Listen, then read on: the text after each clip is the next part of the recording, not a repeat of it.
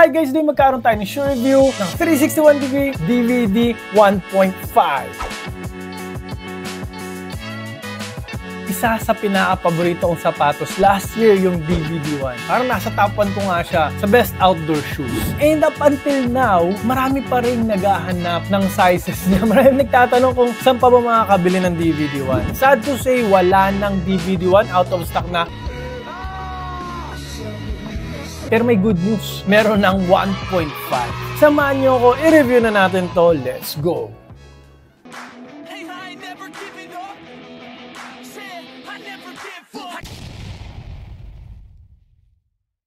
Pero bago tayo mag-start, kung first time mo pa lang sa channel na to, mga ganitong content naman yung hilig mo, mga shoe review, fitness-related videos, mag-subscribe ka na, i-click mo na rin bell icon para lagi ka updated sa mga next videos ko. 361 degree DVD 1.5. Nagustuhan ko to dati dahil sa itsura niya, sa traction, pagiging parang minimalist na shoes. Flat, low to the ground. And dahil sa kanyang price to performance ratio, na napakataas talaga, napakasulit. No-brainer, napakagandang investment. Up until now. No, dumating itong DVD 1.5. Doon sa DVD 1, marami kasi nagrereklamo sa uppers na parang hindi breathable, matigas, and hindi comfortable. Punta na nga tayo sa sa aesthetic and material. In-improve na po nila yung uppers. Mas breathable na to, para more on combination ng nylon mesh and mesh uppers. Puro mesh for comfort and breathability. Same lang naman, low cut pa rin to, bagay sa point guard. Meron yata siyang 3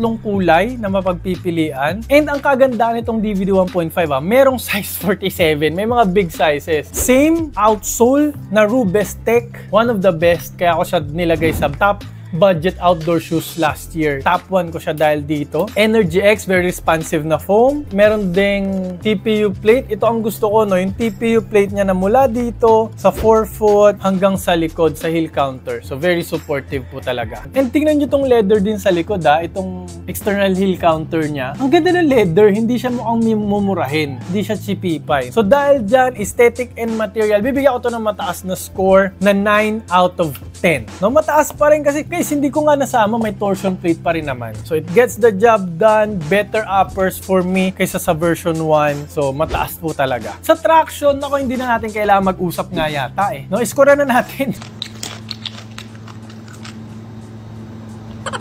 Same traction ng sapatos na binigyan ko ng top 1 budget outdoor award. Rubestech technology na may solid rubber outsole, na merong mga irregular pattern, parang alam niyo yung electronics, parang mga diode, mga sa loob ng parang cellphone, parang ganon. Napaka-kapit, napaka-squeaky. Same lang naman ng dati. Ang kagandahan kasi nito, ang nagugustuhan ko mula noon hanggang ngayon, kasi kahit i-indoor mo siya, same. Squeaky, makapit. I-outdoor mo siya, squeaky, makapit, maingay, and durable. Tatagal. Napakasulit na sapatos. Nalaro ko pa to actually. Tag-ulan kasing medyo ngayon. So medyo basa-basa yung court. Okay pa rin yung kapit niya. Ganun po kalupit. And hindi pa nag-attract ng dust. In-outdoor ko to hindi ko to nilaro ng indoor. Syempre, kahit ko to i-indoor. Top outdoor ko to na sapatos. In-outdoor ko pa rin, trinay ko pa rin naman. Pero yun talaga, same. Best pa rin po ito pag outdoor. 10 out of 10 po tayo, traction and outsole. Next, punta na tayo sa safety and support. Same, very supportive na sapatos. May infusing pa dito guys, parang dagdag support ito sa pressure point. Kahit tama ng tama yung paa mo dyan, kahit mag-toe drag ka, tatagal po dito. Kahit outdoor, tatagal dito. Okay. Plus, syempre, very supportive. Hindi naman masyadong nag-expand. Kahit mag-euro step, mga lateral moves, side to side, covered ka nitong plastic infusing na to. Plus, meron pang TPU plate ito. Itong umaangat dito na TPU plate from forefoot, iikot hanggang heel counter. So, very supportive hanggang heel counter po siya. Sinasabi ko palagi, yung heel counter, isa sa pinaka-important na area ng sapatos kasi yun talagang iwas na pilok. So, kung maganda yung lockdown dito, secured ka na. niya. Plus, syempre, yung outrigger naman talaga. Kita nyo naman outrigger niya, no? And meron din TPU dun sa outrigger niya, no? So, iwas tapilok po talaga yan. Plus, dagdag pang iwas tapilok is yung TPU torsion plate niya. Twisting support pa po yan. Sa ganitong presyo talaga, no? Hindi ko malaman kung paano nila nagawa ito. Ganitong ka-supportive, sa ganitong presyo. Almost the same naman. Sa DVD-1 yung support pa rin. So, dahil dyan, bibigyan ko pa rin ito ng same lang dati. Perfect. 10 out of 10 sa safety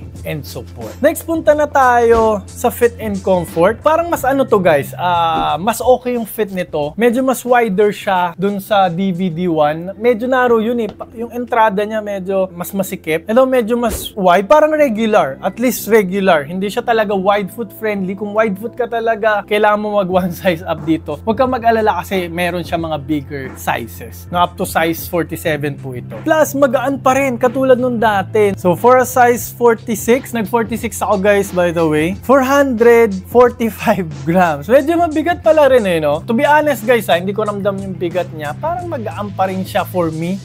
How? Hold on, bro. How? Siguro dahil bumigat kasi napaka-solid nitong outsole, yung traction, no? Pero okay lang kasi maraming pa rin forefoot flex, katulad pa rin nung dati. Heel to toe transition, okay pa rin naman. Mobile na mobile yung ankle mo dito. Step in comfort, dito tayo mag-uusap. Yung dati kasi guys, ang insole niya is, ito yung hindi ko nagustuhan. Yung insole nung dati, yung DVD-1, kaparehas nito, Quick-O-Tech yung insole. Ganito yung insole nung DVD-1. Parang boost. Pagkarating dito, hindi ko malaman kung paano yun nangyari, kung ano yung nangyari. Bakit? Ginawa lang nilang regular ortholite insole. Pumangit yung step-in comfort. Guys, bakit yung pinalitan yun? Napaka-important nun eh. Yun yung nagpa-top 1 sa akin eh. Pero anyway padded to. Parang mas padded siya kaysa sa dating DVD-1. Makapal pa rin naman yung tang. All throughout, mesh naman kasi siya. So comfortable, okay siya. So dahil dyan guys, fit and comfort, bibigyan ko po ito ng 8 out of 10. Bibigyan ko po siya ng 8 out of 10 kasi sana niretain nila yung insole. And kasi nga yung Energy X kasi guys, no, itong Energy X, very responsive siya na foam. Nasa stiff side siya medyo. So sana talaga same lang yung insole. Pero okay pa rin kasi dinagdagan nila. Mas padded ito kaysa doon sa dati. Kaya satisfied pa rin naman ako. Next, punta na tayo sa cushioning. Ito, gusto ko pa rin yung cushioning nito. Very responsive, low to the ground, pang guardia talaga. DVD, si Spencer Dinwiddie, guardia po. Shooting guard, point guard siya minsan. Bagay na bagay sa kanya yung sapatos. Almost flat, almost walang heel drop. Ang stock height sa harapan is 14mm. Sa likod, 21mm. Ang heel drop niya, 15, 16, 17, 18, 19, 20,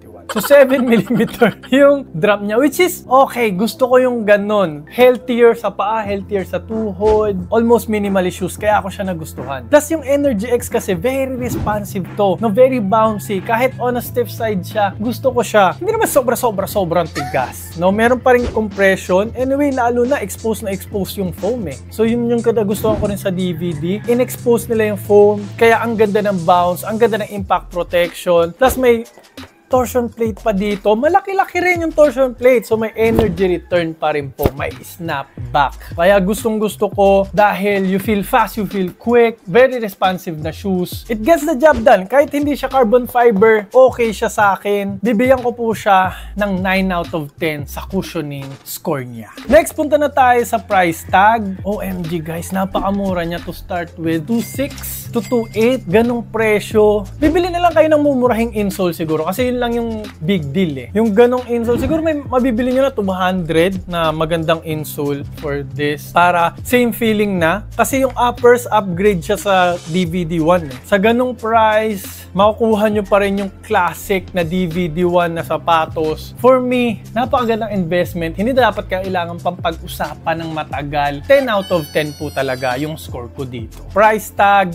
perfect. Ma-recommend ko. Hanggang ngayon pa rin, ma-recommend ko pa rin po siya. For me, nasa top 10 pa rin ito ng budget outdoor shoes this year. Nandun pa rin siya. Huwag kayong mag-alala. Maglalagay ako ng link as usual, guys. I-click nyo yung link. Gamitin nyo yung link kasi malaking tulong sa channel ko para ma-maintain natin yung good quality ng ating mga video, no, guys? Suportahan nyo yung ating Medyo Macho channel. Anyway, same price pa rin naman po yan. Pag ginamit nyo yung link ko, may makukuha lang akong konting commission pero pa konti konting yan, malaking bagay na rin po. Maraming po salamat sa gagamit po ng link. At kung naghahanap pa kayo ng iba pang DVD, Spencer Dinwiddie basketball shoes, maglalagay ako ng link dito. Pindutin nyo lang po yan. And yung bilog dito, pakipindot na rin po para makasubscribe po agad kayo para lagi kayo updated sa mga next videos ko. Maraming po salamat sa panonood. Mag-ingat po kayo palagi. Lagi nyo rin po tatandaan to always drink your protein. Bye!